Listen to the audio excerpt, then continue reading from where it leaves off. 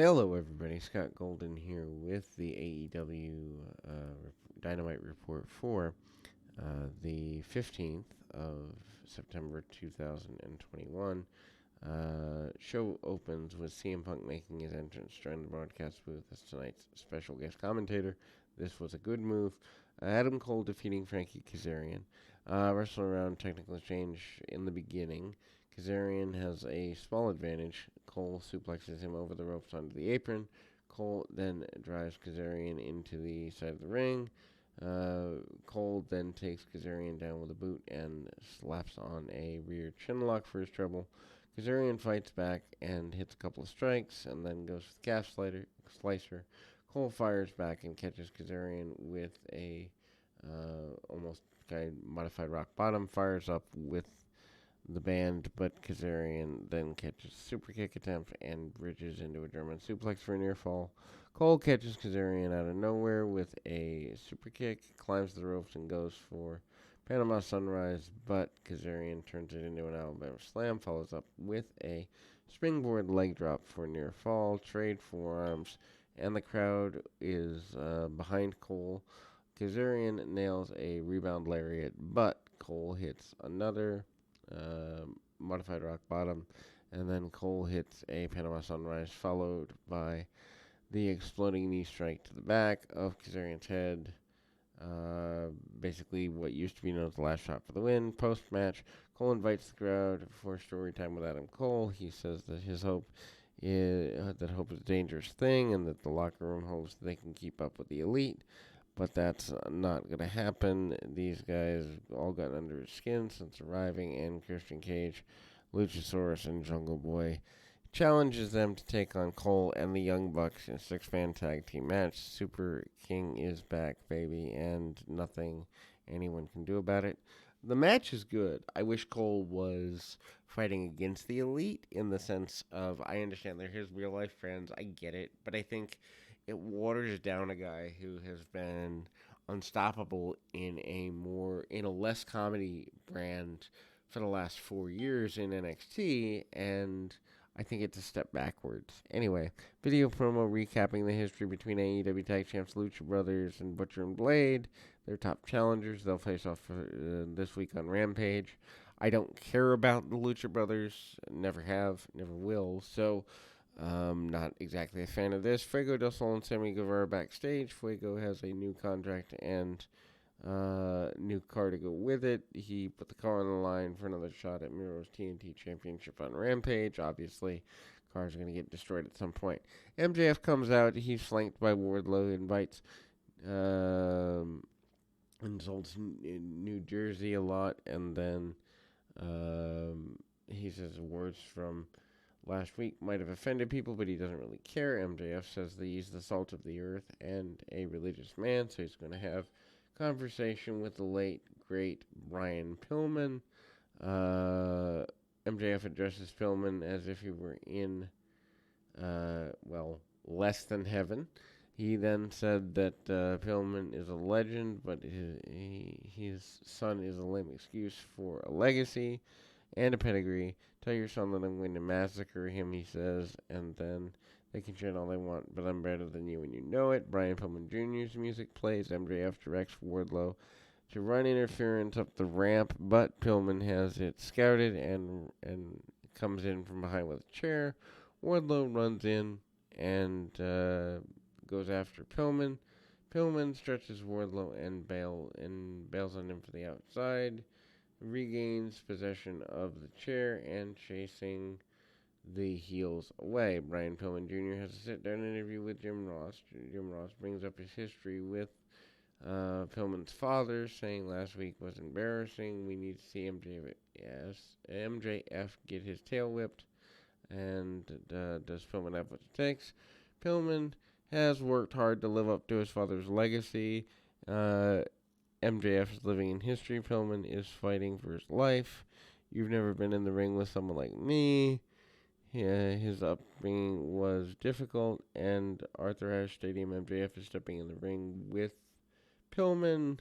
I still like this story, and it could be good. Christian Cage and Jurassic Express backstage. Jungle Boy addresses Adam Cole and says that He has better friends and better hair. Christian is disgraced, saying that the Bucks are good enough friends to save Cole from developmental, and since they're used to losing Wednesday Night Wars. Let's add Friday to list. Jungle Boy accepts the challenge, and Luchasaurus growls in absence. Ahead of the match, it's announced that next week Grand Slam special AEW Rampage will also be 2 hours. So talk about TV overkill. I mean, I get the stadium thing and a big deal, but just I don't think it's necessarily beneficial. FTR decks Harwood Cash Wheeler with Tully Blanchard, defeat Dante Martin and Matt Sydal. Martin and Sydal wrestle FTR at the start. This is just goofy. Poor FTR to leave the money they left for. This is just ridiculous. Former tag champs that virtually no one remembers. Martin goes to the apron and goes for a springboard. Cash is the illegal man and kicks him to the floor. Cash chops Martin hardly outside and sends him into the ring post. FTR isolates Martin in the corner until Martin uses evasion, reaching Sydal for the tag. Sydal fights off FTR, leaping kicks and strikes, and gets into a dive before landing assisted combo dive and Martin on both FTR. FTR regains control during the commercial break. Martin gets a blind tag, drop kicking both FTR upon his entry into the ring.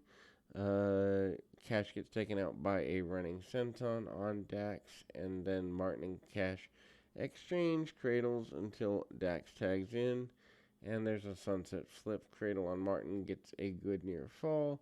Dax battles Martin, and both men try to fight back, but eventually run right into Big Red for the pin, or the Big Rig for the pin. It's fine, but I'm not really a super fan of this. It is what it is, but at the end of the day, Dax and Harwood, the FTR has been wasted by this brand. Suzuki and Lance Archer addressed Suzuki incident where AEW cut off Suzuki's theme song before its climax. Archer said Jon Moxley had an unfair hometown advantage, and Suzuki gun Ichiban, and they will continue by taking on Moxley and Kingston next week in New York.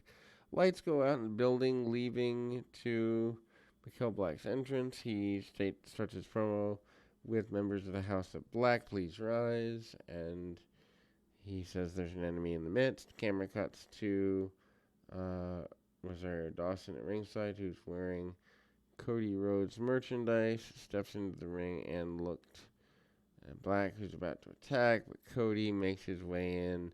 Dawson hopped on Black's back, and to attack, Cody runs out, leading to a big brawl up into the stands. They'll wrestle next week at Grand Slam. That happened really quickly. Video promo hyping Anna Jay versus the Bunny on Rampage. Jay's flanked by the Dark Order for an interview backstage. Evil Uno immediately interrupts her, and then Alex Reynolds interrupts the segment. Jay shuts everyone up, noting that if she can't keep it together, she doesn't want them out there. And then we go to Dan Lambert, America's Top Team, Chris Jericho promo. Jericho at this point is just stale. I'm not a fan of this. Dan Lambert's in the ring with Men of the Year and America's Top Team, including Del Santos and Andre Arlovsky as usual. He insults the fan, calling them small and the woman extra large. He mocks the flippy floppy style. And then Jericho makes entrance, flanked by Jake Hager. Lambert is angry at the crowd. They continue to sing Judas, and even though the music's cut off, and then Lambert called Jericho a manipulative and a manipulator, getting the fans to spend all their money on Jericho's merch. Jericho asked the American Top Team, which of you guys is on top? He brings up the fact that he's fought MMA fighters before. Everyone's got a plan until they're punched in the face. Jericho and Hager were about to head to the ring, but Lambert said that the match has to happen in a real city. Jericho and Hager will take on Men of the Year next week in New York. Gun Club talked about why they attacked Paul White. They said they're undefeated in tag matches, but they haven't gotten any respect. Jade Cargill with Mark Sterling defeating Leyla Hirsch. Sterling gets involved early. Hirsch takes out Cargill's legs and hits a running knee in the corner, but only gets a 1 count. Hirsch then goes for the cross arm breaker, but Cargill easily powers out of this. Upon return, Hirsch hops on Cargill's back and locks on a sleeper. Cargill hip tosses Hirsch out of it, and then Hirsch comes back with a German for near fall, follows up with a tope suicida and a bicycle knee for near fall. Hirsch then climbs the ropes, but Cargill rolls out of the way and then moonsault and crushes her with a pump kick. Cargill then hits the Jaded for the win. Andrade's video airs, demands that his assistant explain actions from Rampage. Tribal may have given him direction, but Andrade is the boss. Taz, followed by Hooks, walks out to commentary. He gets in Punk's face about taking his job. Punk drops the headset and faced off with Hook. Powerhouse Hobbs lays Punk out from behind. Punk then manages to fight back, but Hook locked in Dragon Sleeper, and then they clear off the announce table.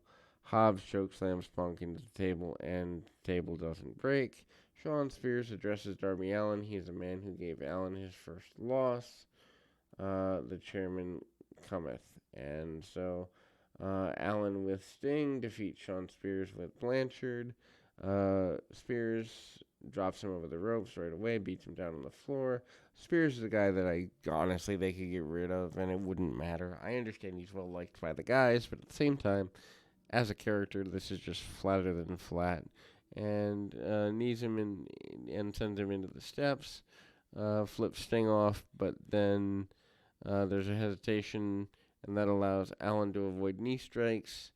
And Spears knees the steps instead. On the outside, Spears wet a cloth and used it to wipe away Allen's face paint. And then ahead of the commercial, Spears has Allen trapped in Scorpion Deathlock, making fun of Sting. Allen then reaches the ropes and forces a break and takes out Spears with a basement dropkick and a code red for a near fall. And then they fight onto the top rope. Spears pulls Allen down by the chin around the neck and then goes for the C4 into the ring steps, but Allen counters with a stunner before taking Spears out with an awesome dive to the outside. Coffin drop follows for the win. Post-match, FTR comes out and faces off with Allen and Sting. They brawl and Tully Blanchard whacks Sting with a chair. Sting gets in Tully's face, but is overwhelmed by the numbers game. And FTR has hit a nasty-looking spike pile driver on Sting before Tully wipes off his face paint. And obviously that's a tease that's coming.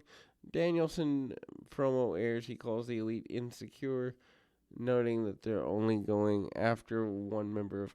He's only after Kenny Omega. He knows how great Omega can be, but he's just excited to get into the ring and wrestle in AEW. Everybody wants to prove themselves. I'm here and I'm game. Not exactly the best promo, but at the same time, I get it. I understand where they're going with this. Danielson being the best wrestler from the previous generation, I really do hope he beats Omega, because otherwise it's just goofy. Danielson and Omega promo. Shivani brings out the American Dragon. Is back and he's in AEW. He asks Danielson about potential match with Omega. Danielson asked what the crowd thought. They all are into the yes thing, and then obviously Callis and Omega interrupted. Callis calls Danielson sickening. He's mocking his statements about how he had a decision to move to AEW and how hard it was. If Danielson really made the decision the good of the wrestling industry. He's just, well, a mark. Um, and then Danielson tells him to shut up because he's here to talk to Omega. Someday this will be about the title, but right now it's just about who's better. Challenges Omega, but Callis says no way, and Danielson told him to shut up once again. He came to AEW to fight the best, but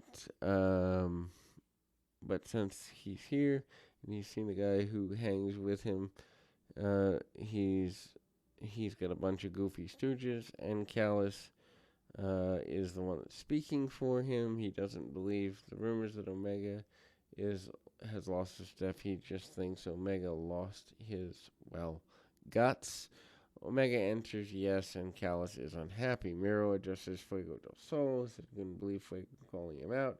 Fuego putting his throat on a blade, and that he's already spared him. I'm going to bash your brains in, and I'm going to bash your car. And that's the word of the Redeemer, apparently. Matt Hardy calls out Orange Cassidy, says Orange owes him a debt for breaking his nose. He's going to crush Orange's head.